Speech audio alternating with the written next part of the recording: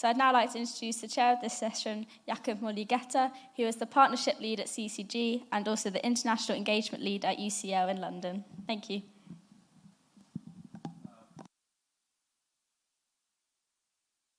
Well, good evening, everyone. So it looks like we are standing in your way from escaping.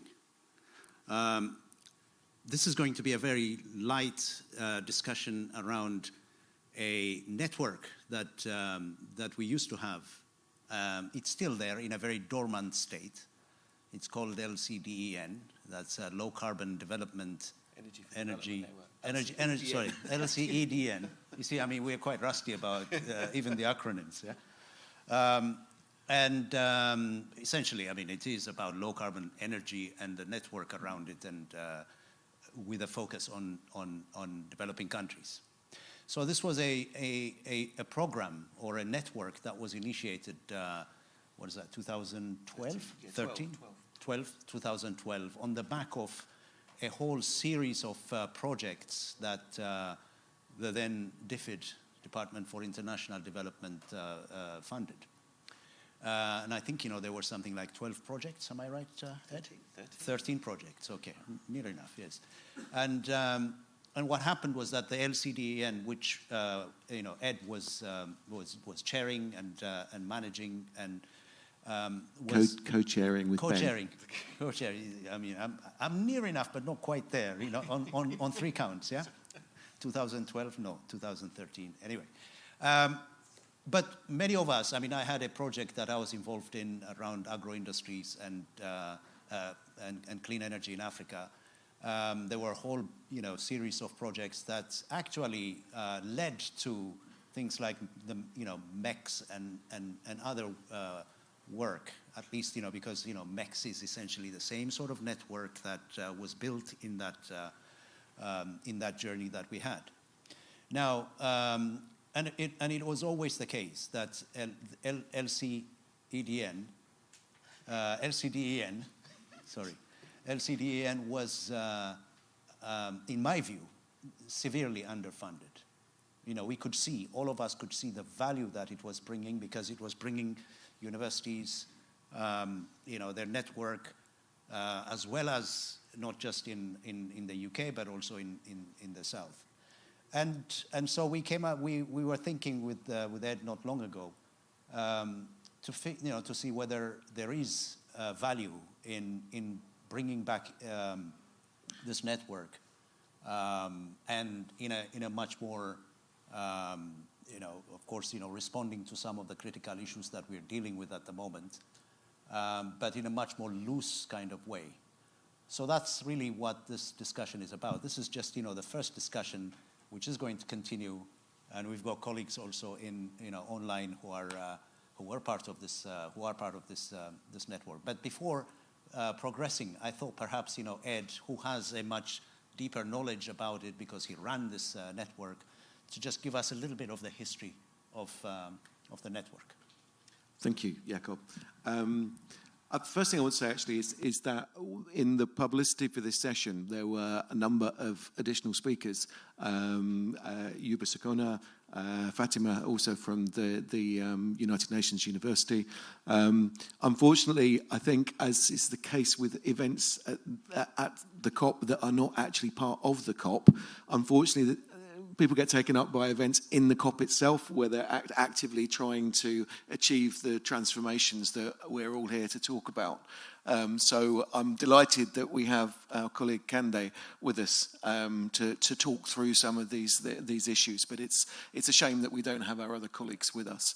It was very much that we were going to talk about not only the future of LCEDN and review some of the things that we've done in the past, but also to really reflect upon what the prospects are at this particular COP. We can still do that, but certainly I, and I imagine Yacob maybe don't feel as justified in doing that as our colleague Kandeh here, who has been at the heart of these kinds of discussions for I won't give your age away, actually, Kandeh, but for some considerable time. Just then to answer the question that Yacob actually asked me, which was around the LCEDN itself. Yeah, your description of the background to LCEDN is absolutely right. I think what we tried to do, and a group of us came together, off the top of my head, the folks that really spent a lot of time in developing the network over a good number of years. We're now talking of 10 years. John Cloak, who I hope is online, together with Ben Campbell, the late departed Paul Johnson, Long Seng To, and a whole range of other people across the time involved at Strathclyde University, at Imperial with Jem Woods, and a whole range of other folks. I'm sorry if I haven't mentioned you by name, but it was an attempt back in the early part of the last decade. We noticed that there were lots of UK researchers working on energy and international development issues, but that they were very diverse in their interests. They were based in different institutions, and there wasn't a real sense of community around the UK researchers working. I think the second thing that we noticed was that often also we were quite removed from the stakeholders and actors that were actively working in this area. So the other goal of the LCEDN, as well as bringing together UK researchers and to encourage and look for more funding of the type of research, that transdisciplinary research that we thought needed to be done, was also to reach out to international institutions, to work with those institutions, also to reach out to a wide range of other sectors. So we did a lot of work with local government in the projects that were supported through the USIS program. We did a lot of work with national governments as well, and also really reached out to different parts of the private sector, both small scale, newly emerging entrepreneurial types of businesses, but also some of the larger businesses as well. And I guess at that point we did a lot of work in working out what the and sorry, I've completely forgotten the third area, which was exactly what we were talking about last night, was how can UK researchers support and nurture and work together with and learn from our colleagues in southern institutions. And that was what we set out to do. I think in terms of what we achieved in the last 10 years, in all three of those areas, I think we have helped the UK academic community to become more diverse, much larger in terms of its ability to deal with these kinds of issues, but also far more connected. And I think you mentioned at the start of this, it's not like the LCEDN has gone away in many ways, because the relationships that are established through the LCEDN are here in CCG, they're in MEX, and they're in a whole other suite of projects that have continued. And relationships, actually, more than anything else, I think what LCEDN did was establish relationships. It hasn't met as a network effectively for 2 or 3 years now, but certainly it's a question that has come up from other people asking us, where are there going to be more LCEDN events? So we thought we'd take the opportunity to think and to start planning. I know there are ideas for further LCEDN events in the aftermath of COP that I think our colleagues Rahana and John and Ben are going to pull together in the aftermath of this. So we would really encourage people to join those events and also to contribute to rethinking, what could the LCEDN be? What is missing in these relationships at the moment? What can the UK research community contribute to relationships with all of the types of organisations that I've mentioned? Is there something that LCEDN did that isn't now being done, or are there things that we could do under the banner of LCEDN that aren't actively being done at the moment? So I think that's I hope I haven't gone on too long, but I think that gives you an idea of where we came from and why it was we wanted to have this discussion now. Thanks, Ed. That's great. So we have some ideas, and of course, this is just the beginning of this conversation. But just to take a little bit of time, not too much, because I think people are of course tired, but also to bring Kandeh, because Kandeh is he was head of the United Nations International Development Organization, a key player in the energy discussions for 15 years. And if you're talking about sustainable energy for all, I mean, he is the architect of that, but also ran it, for a period of time. So someone who's been involved in that. But now gone back to Sierra Leone, trying to rebuild from a different base, in a sense. And in some ways, I mean, Kandeh, when we are discussing the LCEDN or this type of a network, we have, of course, people like yourself in mind. And just if you could sort of, help us sketch out, what is the demand for something like this? A network which has which doesn't have a headquarters per se, but rather in a network that's there to try and support research, support action on the ground. I mean, what would be what's missing? Where you are in Sierra Leone at the moment, what's missing? Well, of course, in any kind of network like this, you need a champion on the ground. You need a faculty member or a person who is in the network, but also ready to promote the activities of the network on the ground. What I find missing at a higher level is the lack of involvement in African universities in the processes that you've been describing yesterday and today. I was really intrigued by the statement from our colleague from India that the NDCs have been good at target setting, but we've not gone into how to achieve those targets for a while. In my country, I don't see the heavy involvement of the university in that process. It's a government process, it's run by the Ministry of Environment, but beyond COPs, I'm still asking myself, when was the last time I heard of the Sierra Leone NDC? In the media or discussed anywhere? It's in the Ministry of Environment, it's their document. But with other ministries, after it was done, I don't think there has been much movement. So the absence of the university in these processes worries me. And so I think a network like the LCEDN would help. If it is embedded also in the university, it will help not only train people, but also have some level of continuity. I worry always with governments that when one government goes out, the other one comes in. Maybe for the next government, the environmental issues are not as important as it was for the previous one. So having the university as a good location where some of these new tools can be deposited or become the base for developing them would be good. So NDCs is one, but I'm sure from COP27 there's going to be another big thing coming out. Whatever that is, it has to be embedded in, my argument is embed some of it in the academy and let these networks help the faculty in Africa get more exposure and more collaboration to do some more analytics. Yesterday you were talking a lot about modeling. We need that capacity for the energy planning.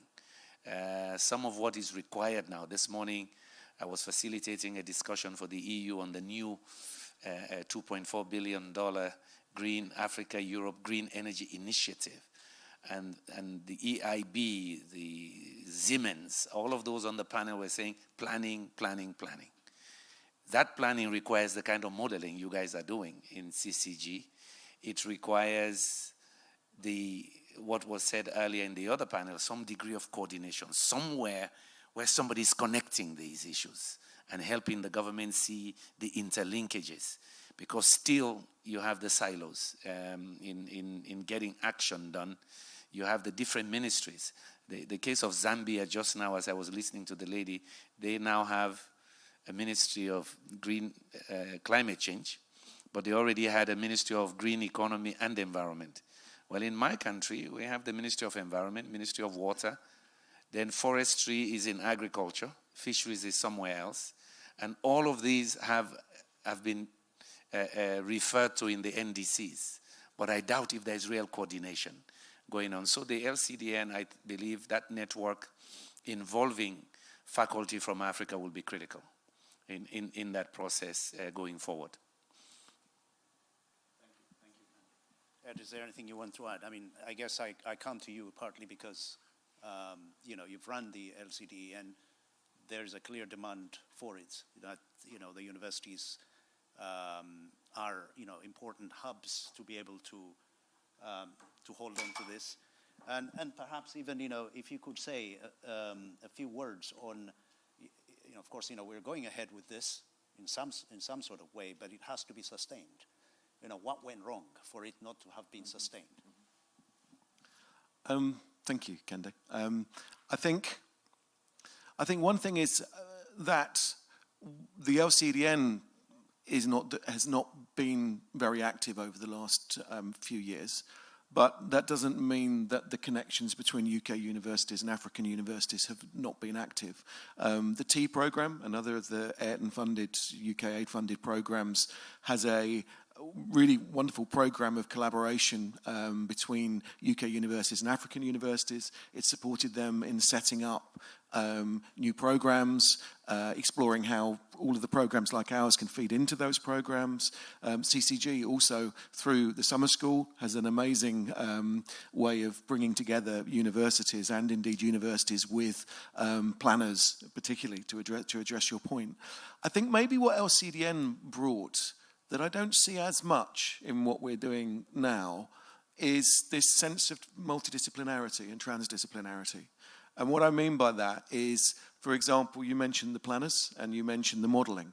And absolutely right, this is really massively important. It's an area where there's a lot of collaboration going on, and it's really strategically important, particularly as we begin to look at things like how do we manage and support planning at a decentralised level in countries like Kenya and Zambia and so on, understanding how the collection of an understanding of what people's needs and wants and aspirations are, how does that dovetail with the kind of more top-down approach to understanding the way in which the electricity system needs to operate and so on.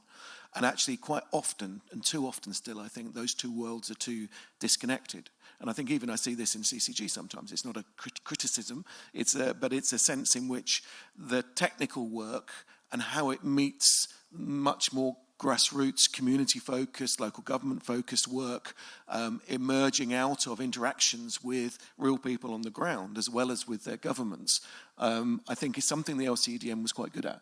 And I think it's something where I think also it's about how we encourage the exploration of different visions of futures. And I think sometimes at the moment there's quite a technocratic approach, which is almost as if there's sometimes it seems like there's one approach, which is everyone's moving towards. And I know in the last session we talked a lot about these different approaches. How do we ensure that we are developing perspectives on planning that are truly open and are truly, I think, participatory in the way in which they emerge? And I think, as I say, that the LCEDN was a really good forum for encouraging that kind of thinking and encouraging ways in which we can embrace different ways of getting access to people's thoughts and aspirations and wants and desires. And it's work that's ongoing in our universities. It's going on in the processes of collaboration that we're doing with some of the projects that have been described today, I think. So, I don't know, that's a bit of a rambling answer to what you were suggesting, Kandeh, but come on, Yacob, you were also involved in all of this. Yeah. No, I mean, for me, the LCEDN, I mean, you know, at the time, I was involved in one project that spanned over 5 years.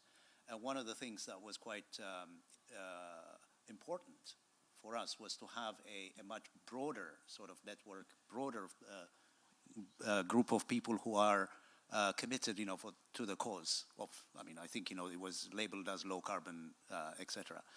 And of course, occasionally, from time to time, the USES group, which was essentially run by the LCEDN is a sort of a loose network, but the more formal part was the USES group, under which, you know, sat the 12 or 13 projects. Sorry, yeah.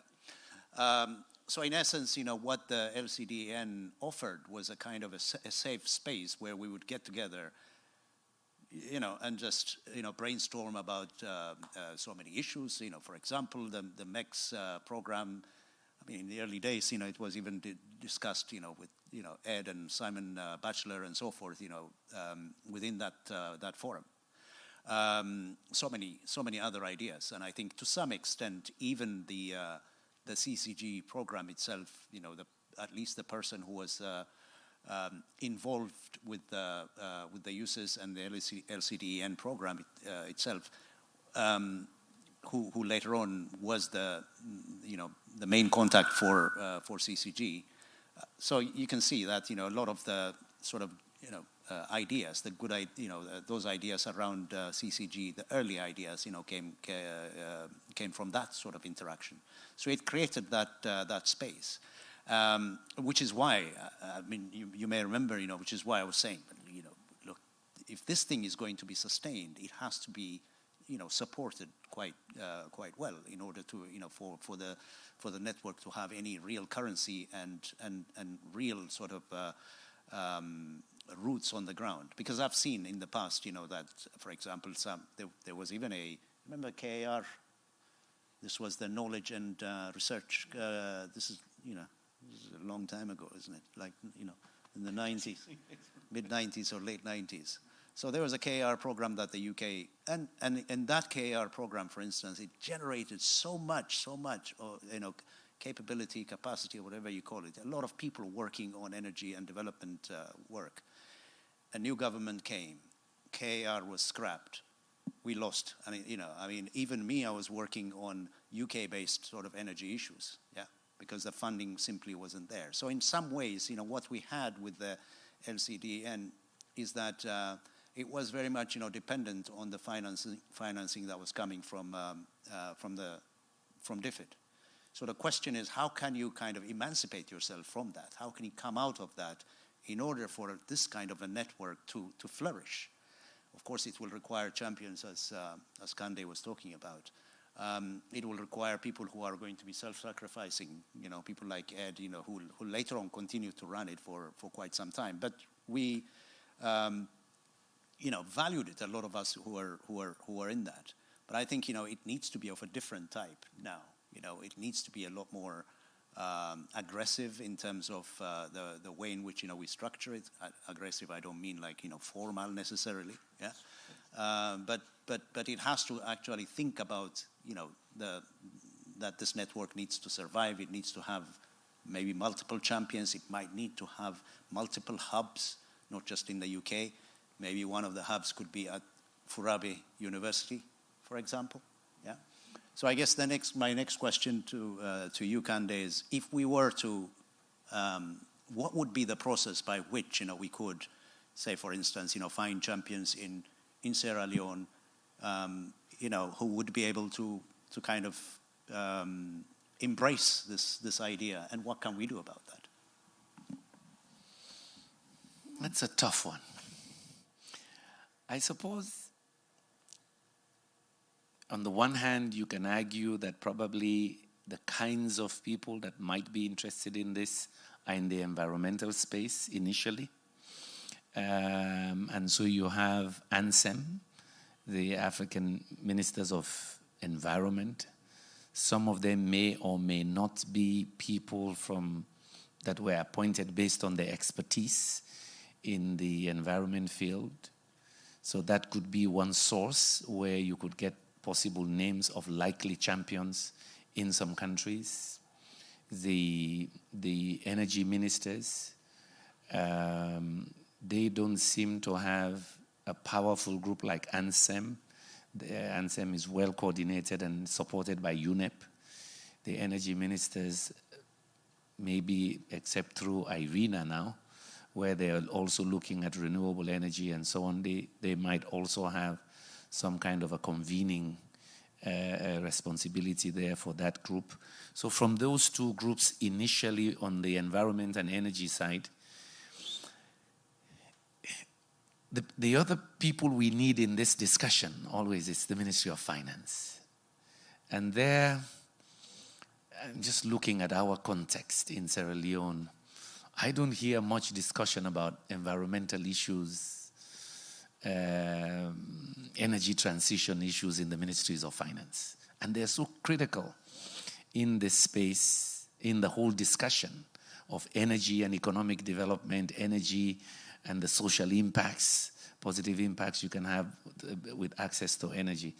So how we bring the finance community into these kinds of networks is going to be important. But of course, in the case of Sierra Leone, I have a good candidate because he just happened to have been appointed now as Vice Chancellor. And he's been doing projects in renewable energy, his degrees in renewable energy, and now fortunately, and then Dean of the College of Engineering, and now he's just been appointed the Vice Chancellor. I was telling Mark yesterday for CCG that I think he'll be a good collaborator to begin to establish some kind of a base, solid base for their activities in Sierra Leone. In places like Ghana, a little bit more advanced. Ghana, Kenya, even in the case of Rwanda, I think the expertise there and knowledge of the energy space has grown much more than for some of us. Sierra Leone, Liberia, Guinea, we're still way behind. So it might be easier to find good champions in some countries. Some others, it's quite a challenge. But I think starting with ANSEM and the energy ministers under the umbrella of IRENA could be a good starting point, just to begin to get names of people that can be in a network like that. Can I?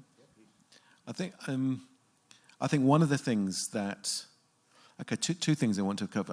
I'm giving a quick warning to Mikhail, because I think it would be really interesting to hear from Mikhail what the SE for All now, as opposed to when Kandeh was there, what relationships you have with universities and what other things you think that universities could do that they aren't currently doing to support what SE for All do. So there's a warning that I'm coming for you in relation to that.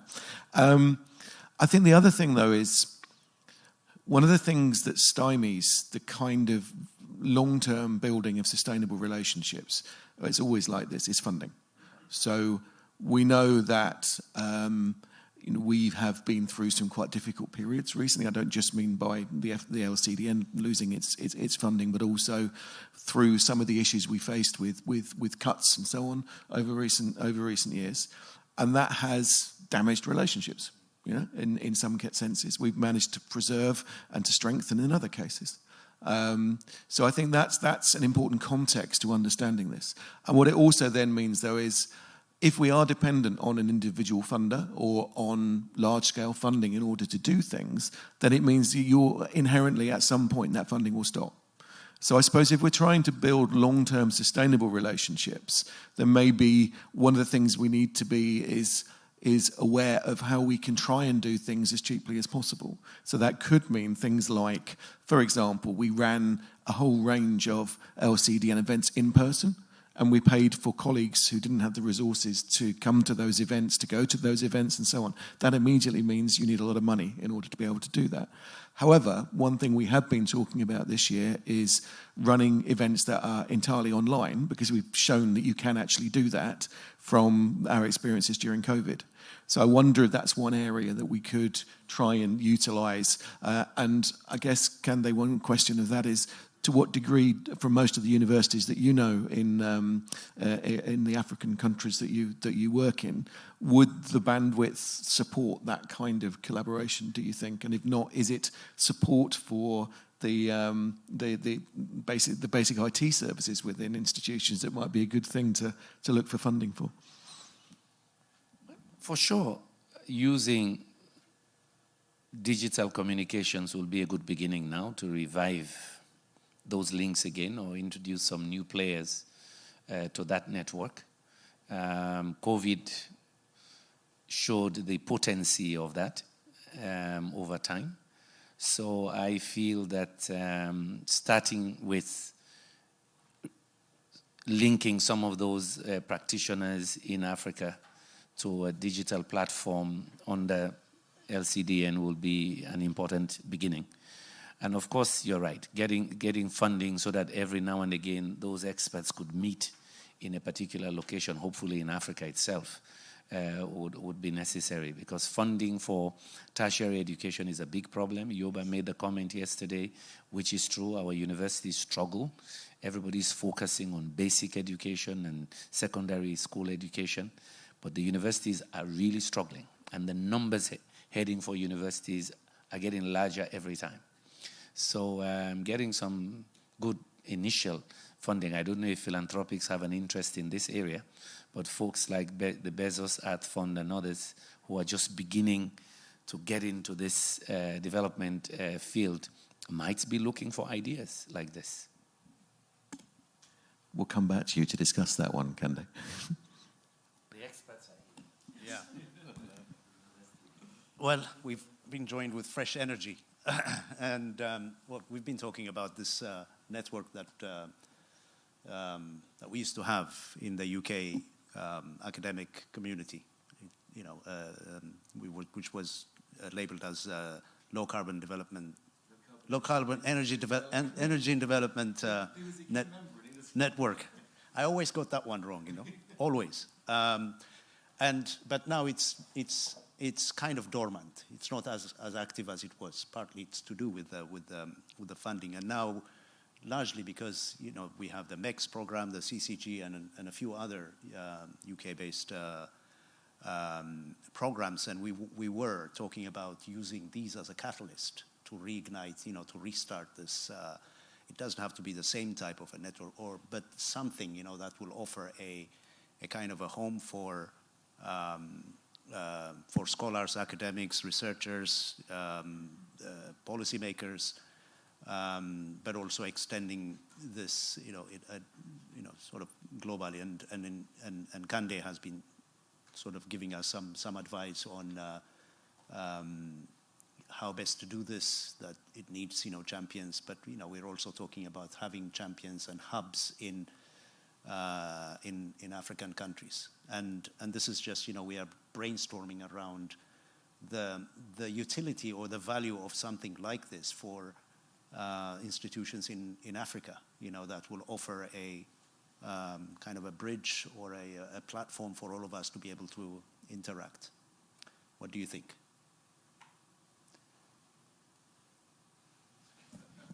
I have an idea, and then I have also a challenge, if you want to take it. I know what the challenge is. But No, because I was in Dakar, I think we were together, for the ministerial conference, Minister of Environment, AMSEN, in Dakar to prepare the COP.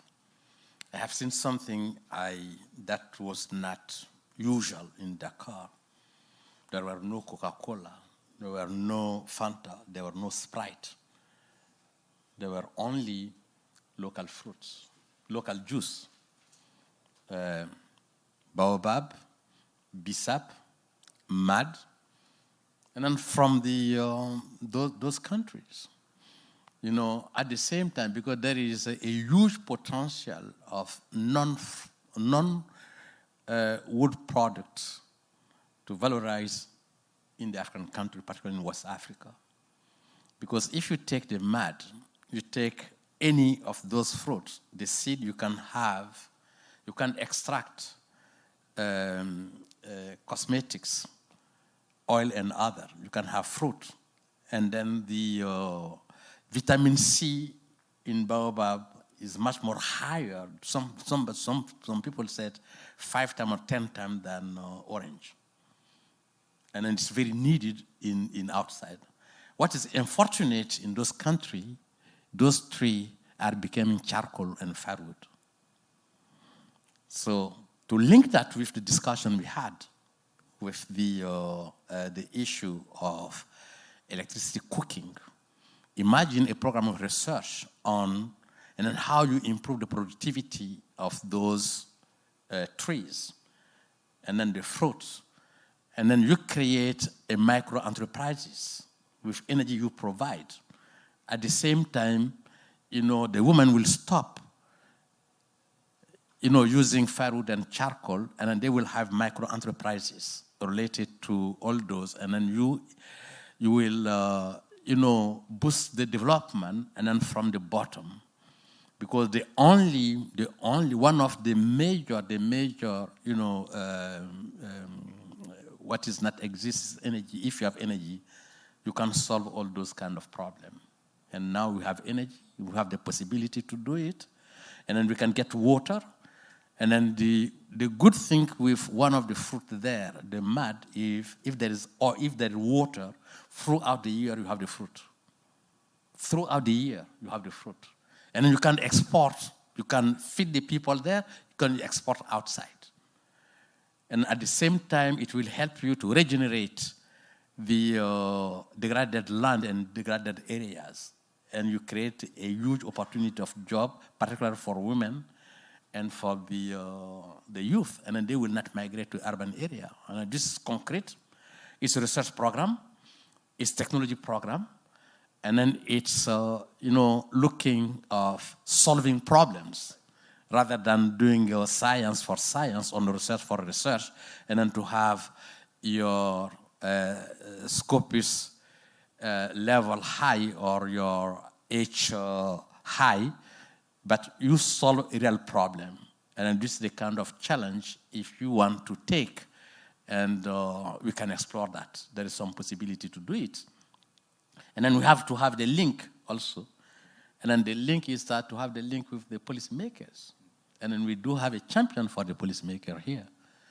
And then we can easily connect that to start in different places, different countries, and then to connect all together at the scale that is needed.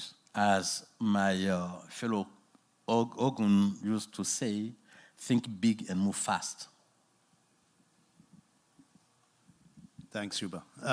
I knew we were in trouble when these two friends walked in, because this is not going to be an easy discussion. It's going to go, it's too interesting to stop. Yeah. I mean, Yuba, what you are saying here then is it's really, you have to ground it into something very concrete. So whatever thing we create or whatever this network emerges to be, it needs to have a certain level of value for those who are going to engage with it. Yeah. And this isn't just, academic value, but also it is, something much more tangible. I mean, I know, Fatima, we've, talked every now and then, about, in fact, even, doing a secondment in Ghana and so forth. But, you do talk about, for instance, are there some young scholars, that could spend some time in your institution? So quite clearly, there is a need for a, call it, a pool of people with certain expertise that would be easy to be able to reach out, from time to time. Something, perhaps, this network might be able to do. We're just thinking openly at the moment. We're just not sure, how to, to put it together, what it ought to look like, and what direction it should take. Any thoughts? Yeah, I think, thanks. I think there is a definite need for collaboration, and that collaboration could be north-south, south-south. There are plenty of ideas in many of the southern-based institutions. So I think if you're able to sort of intersect those ideas with capacity, and also similar like-minded institutions that could, pool their resources, I think a lot of things can happen. So, this transition is going to be quite complex. It doesn't mean we shouldn't do it, but it's going to be complex, it's going to be messy. And it does mean that a lot of productive partnerships will be useful. So the more we can create those productive partnerships, the better. Because I don't think there's any single organization that has the tools and the wherewithal to sort of, find their way through this huge maze. It's going to be quite tricky. It's not signposted. We definitely have to have the right tools. We have to be bold. We have to be courageous. It has to align with, cultural practices. It has to align with governance processes. There are so many things that we have to think about related to the transition. And it does mean that, institutions should be able to come together, especially knowledge is going to be huge capital. So the more you have institutions that can think and do and link, the more I think it would be beneficial for the transition process. Because it's not very clear how we're going to navigate our way through all the different processes. There are so many things we know, but there are so many things that we don't know. And in as much as we're talking about all the different options and potential energy carriers, you know, how we can displace one and against another, there are still quite a lot of social acceptance that have to also tie in with the process. You know, political outcomes that we also have to find a way of, you know, enabling those as well. And what we're trying to do with the transition is for people. It's not, these aren't abstract concepts. You know, these are things that have to have a transformational value. They have to make sense for people. And if we leave people behind and we are so caught up in the thinking and the doing and not take people along with us, then, you know, it will come back to haunt us. But the answer is yes, there's plenty to do. Yes, there's plenty to do with collaboration and I think that's why I made mention of the fact yesterday that even the barriers of North-South, we really have to just break those down if we can. Yeah, because what we have to do is so important that those barriers, you know, should be in retreat, really. Yeah. Sorry. That's all right. I think it's interesting, actually. Quite a few of the things you've touched on are things that we were talking about in the earlier part of the meeting, so that makes me feel quite reassured to a degree. But also, I think there's quite a number of issues that come up from that. Firstly, I think your point about doing meaningful research that has real impact, and your point about remembering at all times that this is about the future of people's lives, many billions of people's lives going forward. And I think that's certainly those people that were involved in the LCEDN, everyone in this room are here because that's what we want to do. I don't think any of us are in here thinking about our Scopus scores or H scores or anything of that nature. I think what the LCEDN allowed us to do was establish quite a lot of the partnerships which are now kind of in this room and in the projects that we're dealing with. But it's about how to generate new partnerships along those kind of lines with new players, new participants and so on. And I think the circumstances now compared to 10 years ago in some ways are better because there is the TENN money from within the UK and then there's a range of really fantastic work going on. But in other cases, in terms of, I think what we need in our collaboration is a level of independence as well, so that we're not just dependent on government funding and on from our own governments or from international institutions.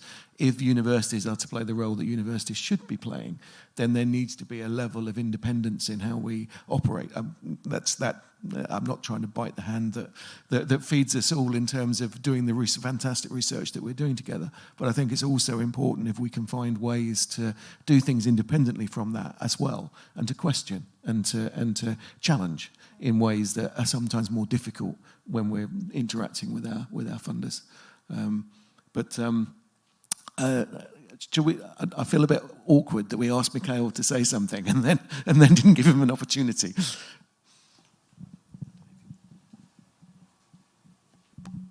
Thank you, Ed. So the short answer to your earlier question would be that we're not doing enough at the moment. However, so my name is Mikael Melin. I work for Sustainable Energy for All, which is an organization which was set up by Mr. Yumkella there, Dr. Yumkella, some 10 years ago. And obviously, the objective is to meet SDG 7 by 2030. And that puts on the right trajectory to have a carbon-free, zero future by 2050. But Ed, to come to your question, so no, we're not doing yet enough. However, we have a good partnership emerging between MEX and SC4All, and that's certainly around that beautiful twin opportunity of having electrification drive a clean e-cooking transition.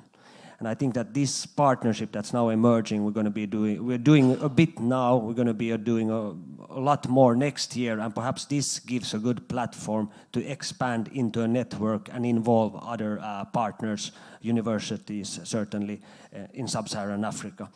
So that's a concrete agenda to work around, on Sekono's earlier point. So that's something that is coming up, and we have a few events around this as here at COP as well. 3 other things that we are doing. We have recently launched an internship program, so that's up and running. So for recent graduates or about to graduate, so that's an opening at SC4All. We're also open, secondly, for secondments.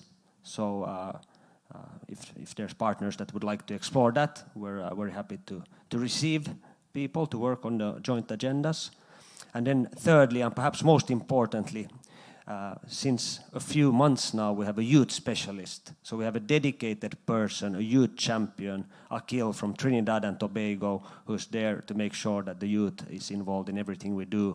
And moving forward, when we now next year are going to start developing our next 3-year business strategy, this is an element where certainly this discussion today has given a lot of good ideas that we could then include in that strategy and the work plans moving forward in this final decade for implementing to meet SDG 7 by 2030. So that's the short answer. Thank you. Thank you. All right.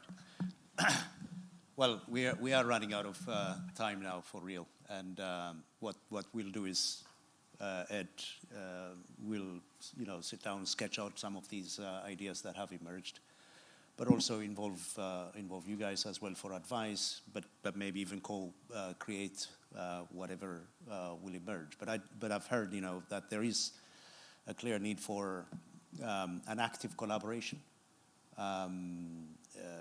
Anchoring some concrete, but also building it on something, ideas that are going to be grounded in reality, in a sense.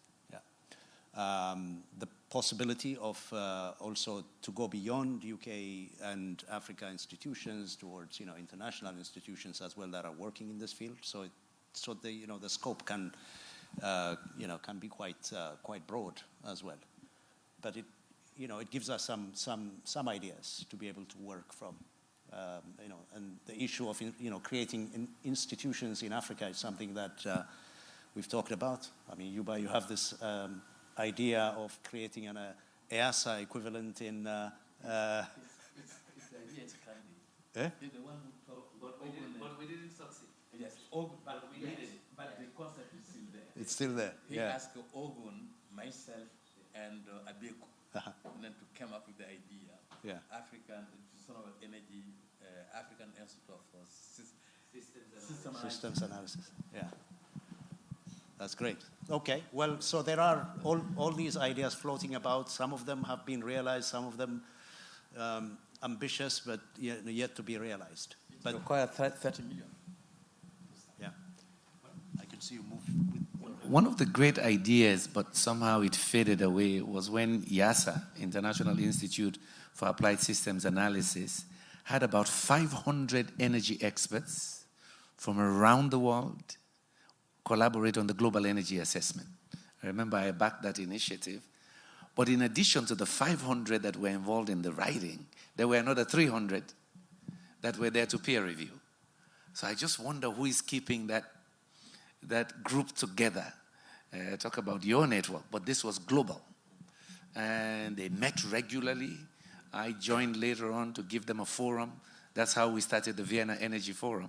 We still exist today, and then the Sustainable Energy for All. I just capitalized on those academics to feed into, give them a space where we could talk about energy for development in order to get an SDG for energy. So, but thanks to that network of almost 500 energy experts, I didn't have to search anywhere. The names were there, they were ready, they were looking for a place to go and debate and talk about energy for development. In those days, it was more about oil and gas. But we found that narrative that really helped them bring their analysis to the policymakers.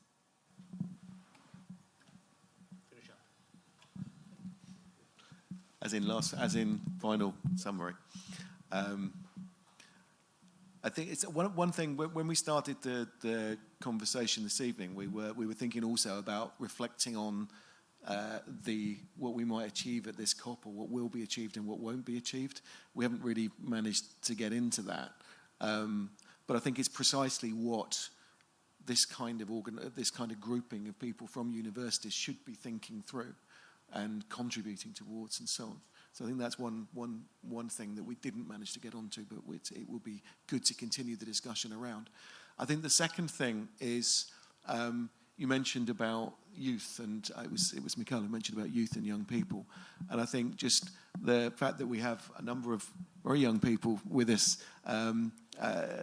working on this, I think is a really great feature of CCG, that we have a good number of folks that have been brought in to support us. And Erin, who introduced us this evening and is about to tell us all to shut up and go home, is from our university, and together with two other colleagues, has been working really, really hard in helping CCG to become what it is.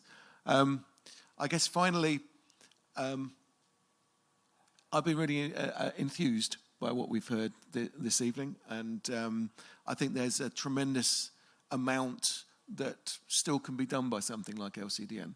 And yeah, I'm enthused for us to carry on meeting together and work out what it is that the small part that LCEDN can play in tackling the challenges that have been set to us. So thank you.